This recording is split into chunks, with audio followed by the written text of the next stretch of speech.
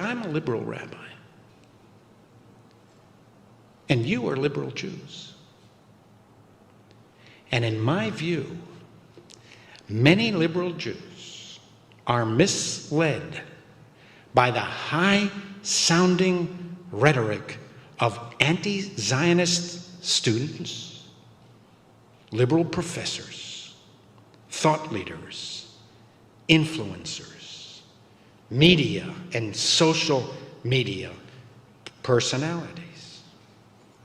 For some, the term social justice now means that Israel is to blame for racism in American police departments. Even our own Jewish concept of tikkun olam, repairing the world, has been co-opted by some and distorted to virtue signal their moral purity. 20% of American Jews, 1 in 5, believes that Israel is committing genocide on the Palestinians, according to a recent Pew study. 1 in 5. What a colossal, catastrophic failure of the American Jewish establishment, rabbis, teachers, schools, all of us, everyone. It's my job to counter these messages. If you don't hear it from me, you won't hear it at all. Even many rabbis nowadays fear telling the truth that they know to be true, but are too intimidated by their congregants or whatever, too intimidated to express. You may not agree. Some of you might be bubbling over now with frustration. But it's still important that you hear my views. Perhaps at some later date, you might reconsider. And all the rest of you, you might be fortified to hear that you are not alone. What you have been thinking is what I think. The need for a fair, equitable, and peaceful settlement to the Israel-Palestinian dispute is urgent. Both peoples have an indisputable claim to the land and to human dignity. But pro-Palestinian activity, especially on college campuses, all of you college kids who are here and listening online, pro-Palestinian activity is often led by those who do not seek accommodation with Israel. They seek its annihilation. And we call that anti-Semitism. Israel, for the first time since antiquity, is home to a near majority of the world's Jews. More than half of all Jewish children in the world live in Israel. Threats to destroy the Jewish state are threats to destroy the Jewish people. When they shout, Palestine free from the river to the sea, they mean destroy Israel. Free Palestine for them does not mean coexistence with Israel. It means Palestinian existence without Israel. Ask them.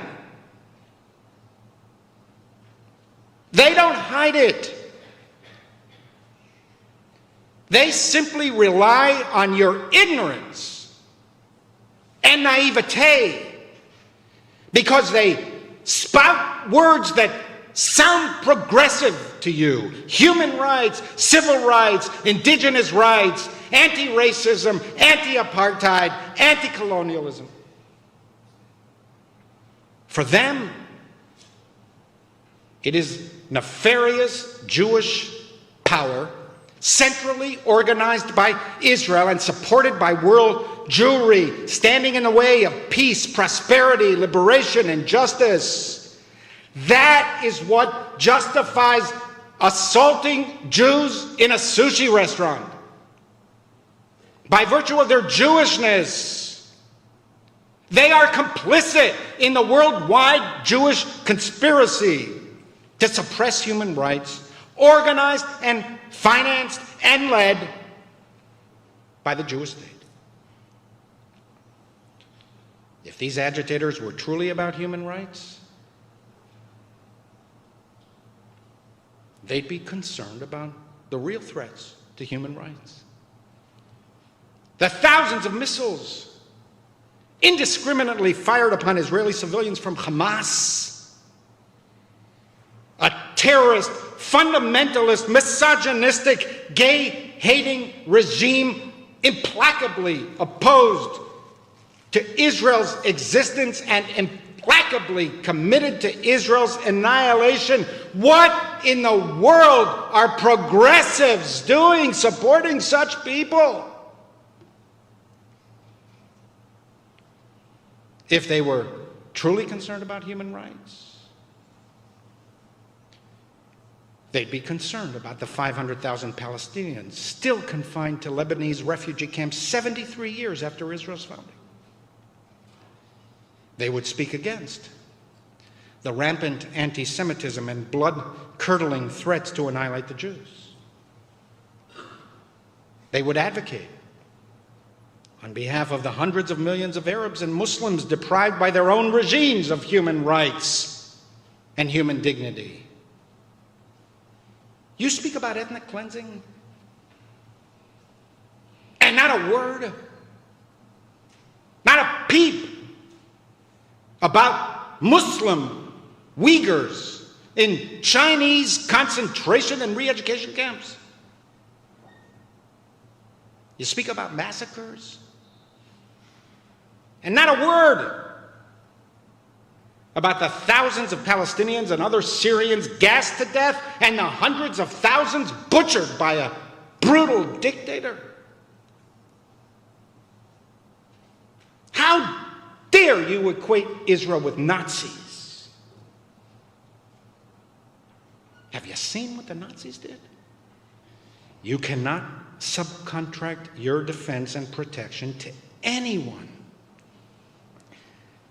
least of all faux human rights activists and their deluded American Jewish supporters who sit in ivory towers, intellectuals who write and think all day, who preen with academic arrogance, but are incapable of understanding what is really going on in people's hearts. Preoccupied with their own shallow self-righteousness, they ignore even basic human emotions, motivations, and drives. Bleeding hearts who have no heart for bleeding Jews. It's all academic for them. We should have the courage, the decency, the honesty to say that our side, the liberal side, is wrong. We too are writing and supporting untruths, vicious, malicious, voracious, fallacious, rapacious, audacious lies. All of us, especially young adults, teenagers, university students, you need to feel anti-Semitism. Feel it in your kishkas. You know the difference. It's been handed down to you generation after generation after generation. Learn to appreciate subtlety, nuance, and context. develop the capacity to distinguish between legitimate critique and the new mutated form of anti-Semitism dressed up in the garments of pathological anti-Zionism. If you oppose Israeli policies, say so. Be active. Try to influence and make a difference. But whatever you do, you cannot give comfort, cooperation, and credibility to those who hate your people.